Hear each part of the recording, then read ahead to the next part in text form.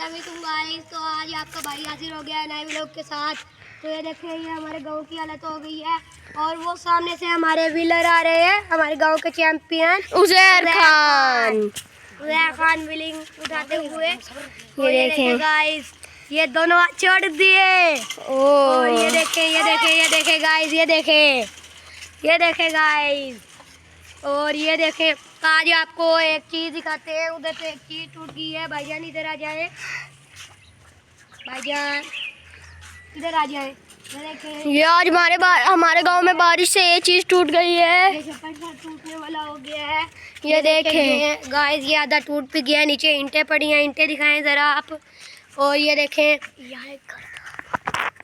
ये देखें गाइस।